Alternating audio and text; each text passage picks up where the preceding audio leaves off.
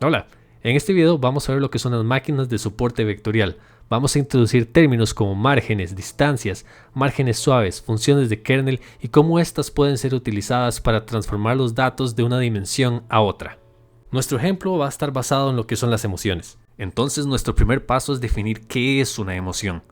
Es una evaluación motivada por un estímulo o evento en el cerebro con respecto a las metas o instintos del perceptor. Desde la teoría de las emociones básicas son descritas como discretas por ser distinguibles a nivel de expresión facial del individuo o incluso a nivel biológico.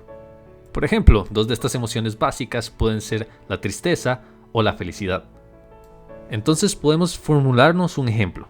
Digamos que nosotros tenemos un conjunto de caras que están separadas entre felicidad y tristeza. Ambas caras están separadas o distribuidas según el arco que genera la boca. De esta manera podemos definir un umbral o un punto de quiebre, por decirlo de alguna manera, en el cual las caras pueden pasar de esta emoción de tristeza a la emoción de felicidad. Definir hasta qué punto una cara deja de ser feliz y pasa a ser triste o viceversa. Por otro lado, si lo vemos desde el extremo, podemos definir lo que es el ápex de una emoción. El ápex entonces es el estado más expresivo emocional o el momento en el que la cara llega a su expresividad máxima. Sigamos expandiendo nuestro ejemplo. Tenemos entonces un espacio de una dimensión y un conjunto de observaciones distribuidas en este espacio basadas en este ángulo de la boca que nos definen si la cara es triste o es feliz. Podemos colocar un umbral o un punto en el espacio de observaciones que nosotros definimos. Este umbral nos define cuando una cara pasa de ser triste a ser feliz. Pero ustedes se preguntarán, ¿dónde colocamos este umbral? Si nosotros colocamos este umbral en un punto específico y digamos que llega una nueva observación, pero este umbral está lo suficientemente cerca de las caras, digamos, tristes, para clasificar esta nueva observación que llega como feliz estando del lado contrario de este umbral, pero siendo la observación lo suficientemente cercana para estar del lado triste, realmente no estaríamos clasificando de la mejor manera. Busquemos una mejor manera de seleccionar dónde colocamos este umbral. Utilicemos el dataset o el conjunto de datos que nosotros tenemos de las caras felices y las caras tristes. Podemos agarrar las dos observaciones más cercanas de ambas caras y utilizar esto como punto medio para colocar el umbral nuevo.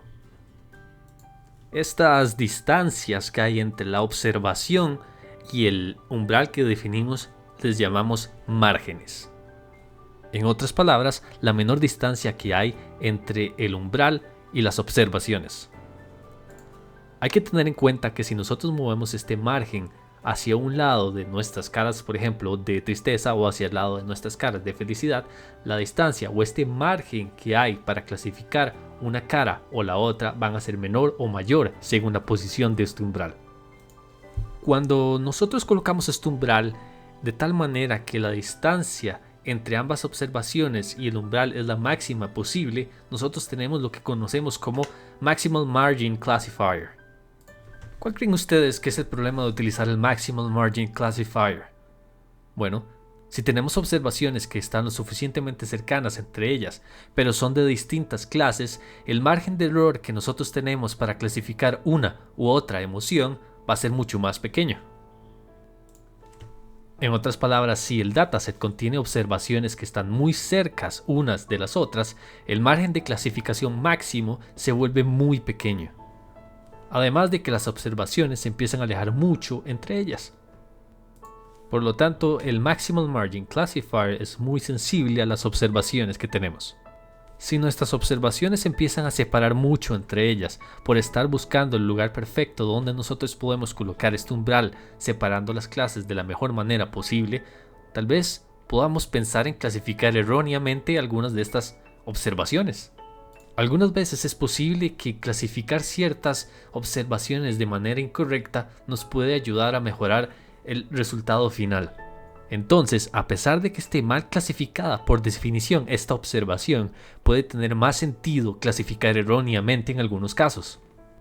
Esto es un intercambio que hay que hacer entre la simplificación de estas asunciones que hace el modelo para que sea más fácil aproximar y la varianza del error que nosotros estamos introduciendo.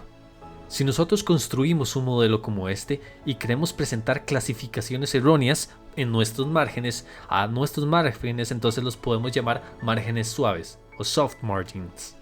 Podemos resumir la idea en una simple premisa: permitir un conjunto pequeño de errores para mantener este margen lo más amplio posible. De esta manera, las siguientes observaciones o las otras observaciones las podemos clasificar de manera correcta. Como un pequeño paréntesis, si ustedes quisieran saber cuántos errores se pueden tener en este margen suave que estamos creando, pueden utilizar cross-validation para determinar este número.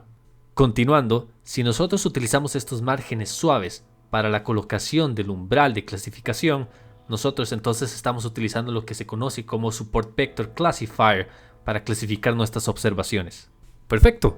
Ahora tenemos una mejor manera de clasificar estas dos observaciones que definimos como caras tristes y caras felices. Aunque en algunos casos los datos representados no los podemos clasificar simplemente utilizando estos métodos que definimos. Tomemos por ejemplo, si nosotros agarramos una nueva clase, digamos las caras neutrales. Si nosotros colocamos las caras neutrales entre las caras felices y las caras tristes como una nueva clasificación, no podríamos utilizar los métodos que hemos estado viniendo usando. Si intentamos colocar este umbral, siempre va a haber un conjunto grande de observaciones que no van a estar correctamente clasificadas. Pero por supuesto que esto no significa que nosotros no vamos a poder utilizar lo aprendido anteriormente para clasificar algo como el ejemplo que tenemos. Podemos entonces introducir un nuevo concepto: máquinas de soporte vectorial. Support Vector Machines.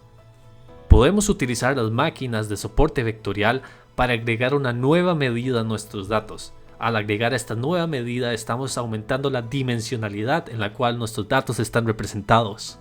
Y al aumentar esta dimensionalidad podemos tener nuevas formas de clasificar los datos que ya teníamos. Es claro decir que uno se preguntaría, ¿cuál sería esta nueva medida? ¿O cómo definimos esta nueva medida? Aquí es donde entra lo que conocemos como las funciones de kernel. Para el ejemplo, o para continuar el ejemplo, lo que podemos hacer es definir que esta función lo único que va a hacer es elevar al cuadrado la medida que nosotros utilizamos para representar una cara, que en este caso sería el arco de la boca. Es sencillo. Tenemos nuestras tres clases definidas: caras felices, caras neutrales y caras tristes. Ahora queremos pasarlas a una nueva dimensionalidad.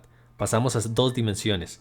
Al pasarlas a 2 dimensiones podemos utilizar una función de kernel y representar nuestros nuevos datos en esta nueva dimensión. Para ubicar nuestros puntos o nuestras observaciones en la nueva dimensión, nada más tenemos que aplicar nuestra función de kernel para saber en qué posición en Y estarían, siendo X nuestro valor original.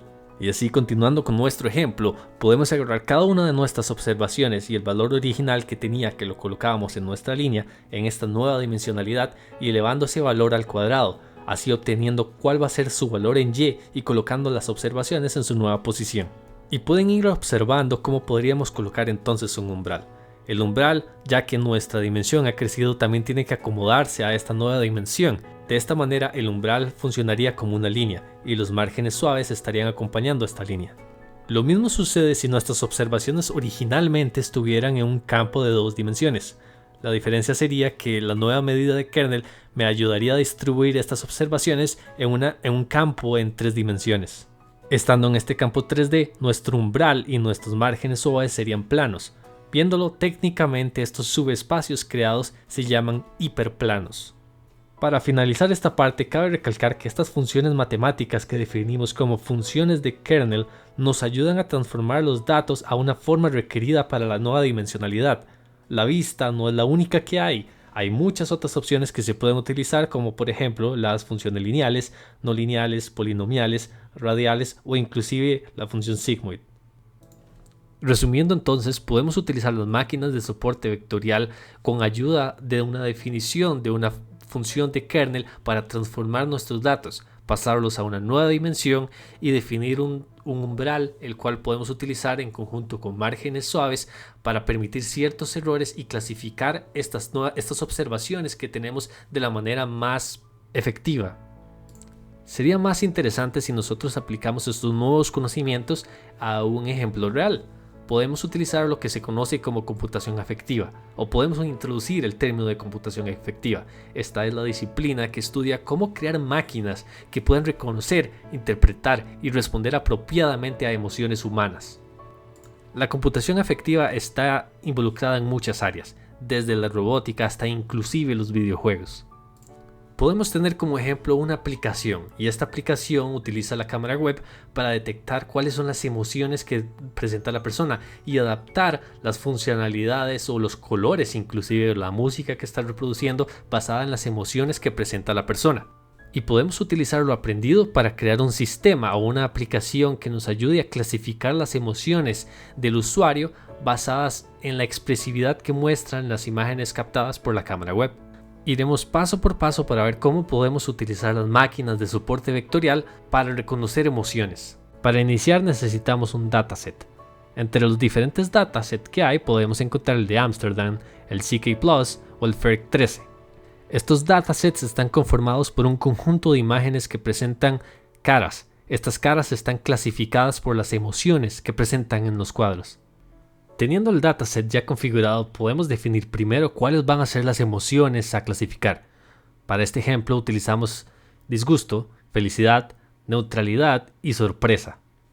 Es importante recalcar que los datos tienen que pasar por una limpieza antes. Hay diferentes caras en diferentes posiciones e inclusive hay caras o imágenes que tienen diferentes tamaños. Para esto tenemos que definir un tamaño específico que vamos a utilizar para todas las imágenes y así normalizar un poco los datos. Utilizar diferentes bibliotecas para cortar específicamente la porción de la imagen donde se encuentra la cara. De esta forma preprocesamos los datos un poco antes de empezar a trabajar con la máquina de soporte vectorial. Pero podemos hacerlo aún mejor. Podemos utilizar ciertos filtros en estas caras ya preprocesadas para resaltar mejor las expresiones faciales en las imágenes. Si pasamos las imágenes a blanco y negro e inclusive jugamos un poco con el contraste y el brillo de la imagen, podemos hacer que estas expresiones faciales se resalten aún más y que sea más fácil para los próximos algoritmos de detectar las emociones que podemos detectar en la cara. Ya nuestras imágenes están preprocesadas y están listas para el siguiente paso. Hay varias formas de poder representar las imágenes que estamos utilizando para la clasificación. Podemos entonces introducir el término de landmarks. Haciendo uso de los landmarks podemos buscar y colocar diferentes puntos en las expresiones o los rasgos faciales más pronunciados, siendo estos por ejemplo los ojos, la delimitación de la mandíbula, la boca, las cejas, entre otros. Podemos inclusive definir un punto de gravedad que sea la media de todos los puntos que hemos buscado en estos landmarks y inclusive agregar a esto la distancia que hay entre todos los puntos y este centro de gravedad. Hay que tener cuidado con el conjunto de características que vamos a utilizar para entrenar nuestro sistema, ya que podemos incurrir o llegar a tener overfitting en nuestro sistema. Finalizada esta parte, entonces tenemos una representación de los datos, la cual vamos a utilizar para nuestra máquina de soporte vectorial. A nivel de programación podemos utilizar diferentes bibliotecas para crear esta máquina de soporte vectorial y es mucho más sencillo. Nada más tenemos que definir cuál va a ser nuestra función de kernel. En este caso utilizamos una función lineal para clasificar nuestras imágenes en las diferentes emociones que ya hemos definido anteriormente. Con esto definimos entonces nuestra máquina de soporte vectorial, la función de kernel que va a utilizar nuestro dataset y podemos de una vez entrenar nuestro sistema. Utilizando un porcentaje del dataset hacemos diferentes predicciones para saber cuál es el score final del sistema que creamos. Como resultado final tenemos un sistema que puede clasificar diferentes imágenes entre 4 emociones que nosotros definimos anteriormente, las cuales serían disgusto, felicidad, neutralidad y sorpresa. Este sistema entonces nos va a dar una predicción de las emociones, las cuales podemos utilizar en una aplicación, un programa, un juego o lo que nosotros deseamos para poder crear un sistema afectivo. Para ir finalizando este video podemos resumir lo que ha ocurrido en este ejemplo. Iniciamos con un dataset, el cual es un conjunto de imágenes que están distribuidos según su emoción. Luego preprocesamos un poco la imagen para que sea más sencillo encontrar los diferentes rasgos faciales. Estos rasgos faciales son diferentes puntos que nosotros definimos o denominamos como landmarks. Estos puntos o estos landmarks son lo que nosotros utilizamos para representar la emoción que hay en la imagen y poder entrenar así nuestra máquina de soporte vectorial. Y finalmente tenemos un sistema que puede ser usado para predecir las emociones, basadas en imágenes que nosotros podemos pasarles inclusive por una cámara web.